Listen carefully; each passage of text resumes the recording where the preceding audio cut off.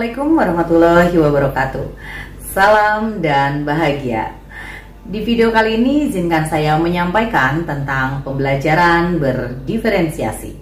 Menurut Tomlinson, pembelajaran berdiferensiasi adalah usaha untuk menyesuaikan proses pembelajaran di kelas untuk memenuhi kebutuhan belajar individu setiap murid. Tomlinson juga menyampaikan bahwa pembelajaran berdiferensiasi adalah serangkaian keputusan masuk akal yang dibuat oleh seorang guru yang berorientasi kepada kebutuhan murid. Untuk memenuhi kebutuhan individu setiap murid, maka kita sebagai seorang guru perlu membuat beberapa keputusan yang terkait dengan yang pertama, yaitu kurikulum yang memiliki tujuan pembelajaran yang didefinisikan secara jelas. Jadi bukan hanya guru yang perlu jelas dengan tujuan pembelajaran, namun juga muridnya. Kemudian yang kedua yaitu merespon kebutuhan belajar murid, yaitu bagaimana guru akan menyesuaikan rencana pembelajaran untuk memenuhi kebutuhan belajar murid tersebut.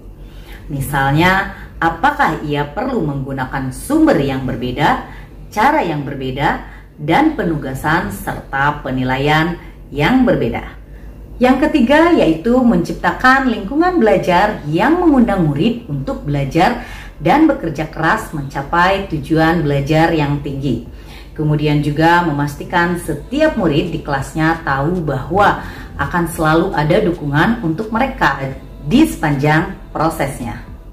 Yang keempat adalah manajemen kelas yang efektif, yaitu bagaimana guru menciptakan prosedur, rutinitas, metode yang memungkinkan adanya fleksibilitas, namun juga struktur yang jelas. Sehingga walaupun murid melakukan kegiatan yang berbeda, kelas tetap dapat berjalan secara efektif. Selanjutnya yang kelima adalah penilaian yang berkelanjutan, yaitu bagaimana guru tersebut menggunakan informasi yang didapatkan dan proses penilaian formatif yang telah dilakukan untuk dapat menentukan murid mana yang masih ketinggalan atau sebaliknya murid mana yang sudah lebih dulu mencapai tujuan belajar yang telah ditetapkan. Kemudian bagaimana kita mengkategorikan atau mengidentifikasi kebutuhan belajar murid. Kita dapat mengkategorikan kebutuhan belajar murid paling tidak berdasarkan 3 aspek. Ketiga aspek tersebut adalah kesiapan belajar murid atau readiness, kemudian minat murid, dan yang ketiga adalah profil belajar murid. Kesiapan belajar atau readiness adalah kapasitas untuk mempelajari materi baru. Sebuah tugas yang mempertimbangkan tingkat kesiapan murid akan membawa murid keluar dari zona nyaman mereka. Namun dengan lingkungan belajar yang tepat dan dukungan yang memadai, mereka tetap dapat menguasai materi baru tersebut. Selanjutnya yaitu minat murid. Minat adalah salah satu motivator penting bagi murid untuk dapat terlibat aktif dalam proses pembelajaran. Dengan menjaga minat murid tetap tinggi, diharapkan dapat meningkatkan kinerja murid. Selanjutnya yaitu profil belajar murid.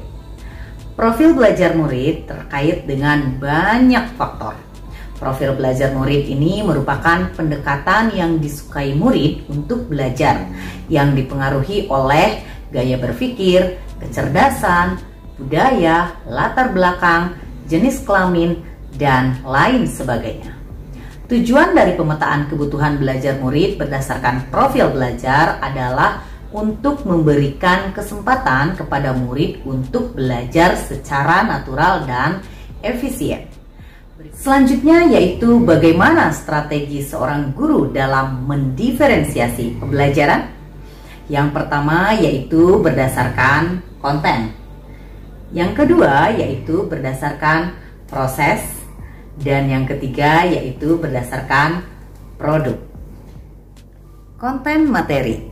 Konten materi yaitu pengetahuan, konsep, dan keterampilan yang perlu dipelajari murid berdasarkan kurikulum, yaitu dengan cara membedakan pengorganisasian dan membedakan format penyampaian.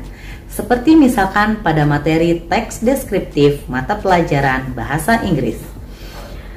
Maka guru dapat memberikan contoh teks yang berbeda dengan format yang berbeda sesuai dengan kebutuhan murid tersebut. Selanjutnya yaitu proses.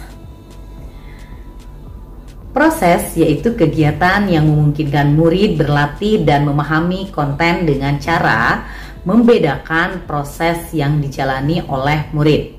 Misalkan guru tersebut memberikan kesempatan pada murid untuk memahami materi dengan berbagai cara, apakah melalui diskusi kelompok, melalui video pembelajaran, buku teks, dan lain sebagainya, sesuai dengan kesiapan, minat, dan profil murid.